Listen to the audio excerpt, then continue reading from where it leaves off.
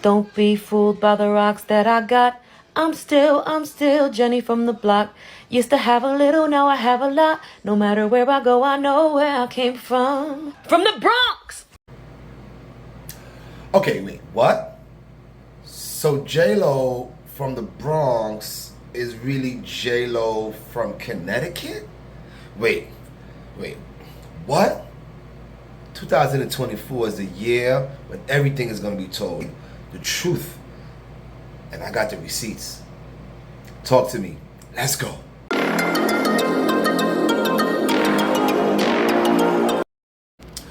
So the truth is coming out that Natasha Ramos, I want y'all to hear that name again. Natasha Ramos is a person that sang backup for JLo back on that album.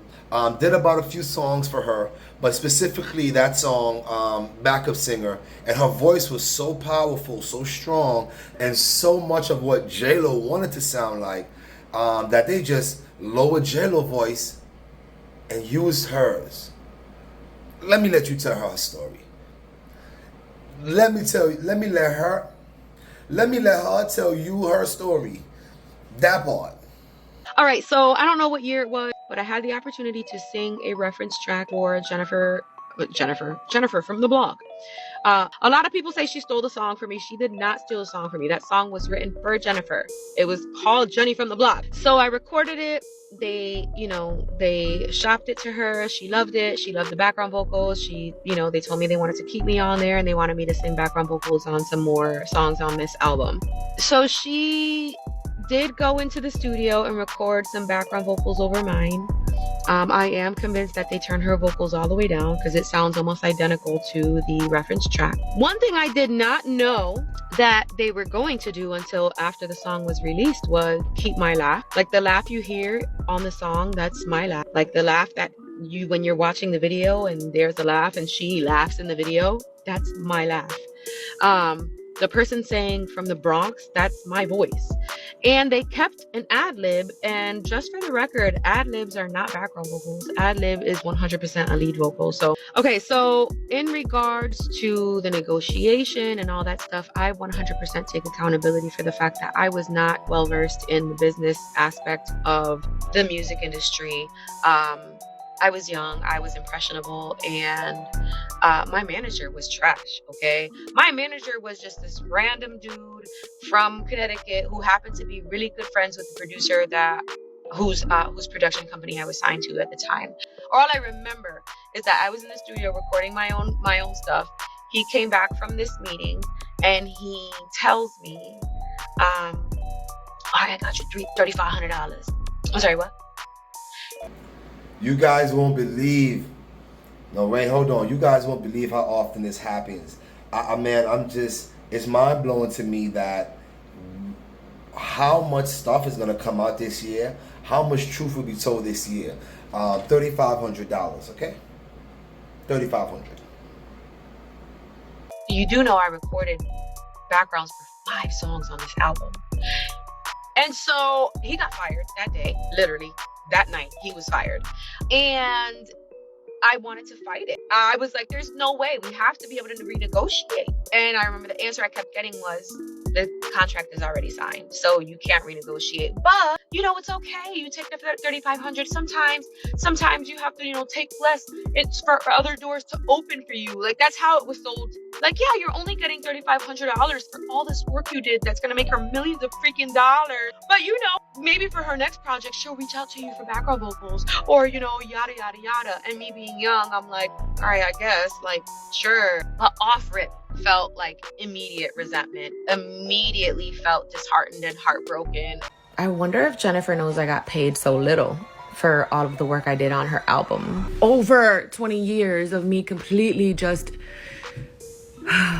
trying to bury this in my brain and my heart so that I don't feel anger and resentment and frustration and disappointment and all these other negative feelings. I just feel like before it goes over our heads, our heads, $3,500 for a few songs on JLo's album, one of those being Jenny from the Block. That song by itself has accumulated her more than $20 million. That song alone. That song was one of her first biggest songs. So if you just calculate it from that perspective, that song kicked open doors for her. I mean, let's be honest. This is a song that some people is the only song they know from JLo. Let's be honest. It's some people's only song that they know from JLo. That's how big this song was. So it is crazy to me to find out that that's not even JLo. And I would like to say that that's the worst. I would like to end it there, but it gets worse.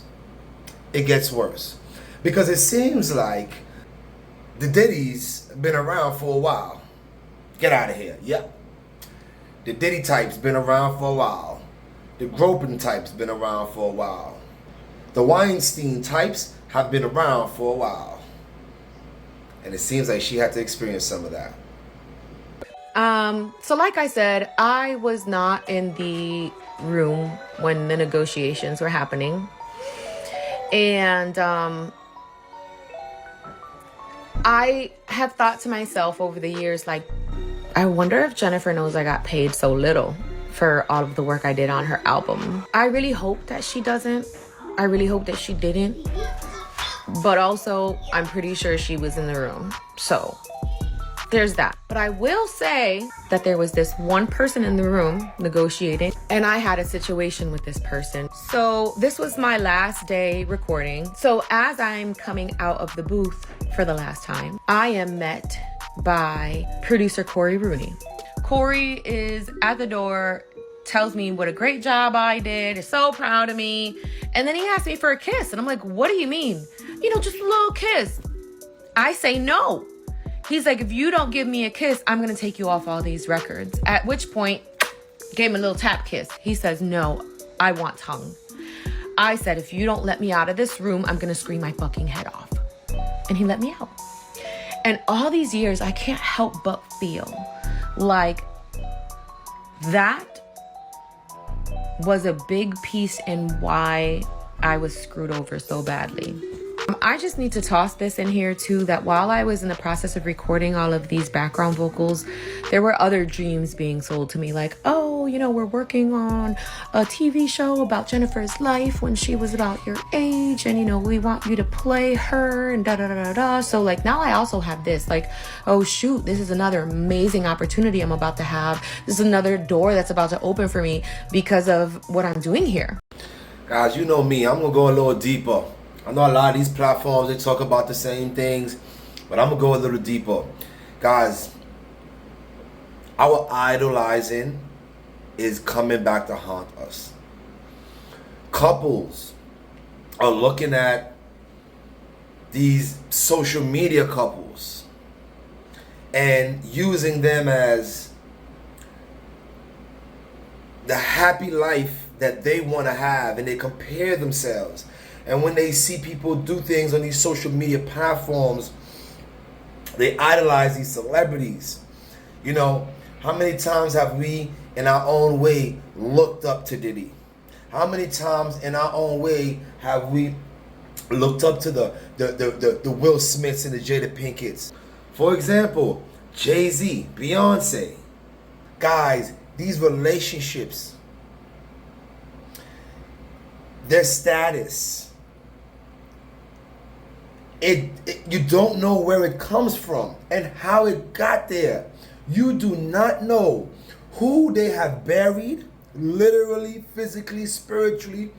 You do not know what they're hiding. You do not know what they have done to get their riches and fame. And you cannot be idolizing these people because you do not know how they got there. Stay focused on your goals. Be appreciative for what you have. If you have $50,000 in your bank account, don't let no woman tell you that's not enough. Ladies, if you have kids or one child, for example, or you may not be where you want to be financially as a woman, don't let no man break you down. Don't compare your relationship and your life to celebrities' lives and their relationships. That's my point. Because now we are seeing that we've been looking up to people that we should be looking down on. So this whole time we haven't been able to elevate because we're too busy looking up at the wrong people in the wrong things. I respect the man that's making his money honestly than the man that bent over to make it. I respect the woman that is making her money honestly than that's stealing people's voice and their talents to make it. We've been looking up at the wrong people, and this is the year and the time to change that. Listen, shout out to everybody, man. I appreciate people that came this far. Like, subscribe, show a brother some love, and we back. Talk to me.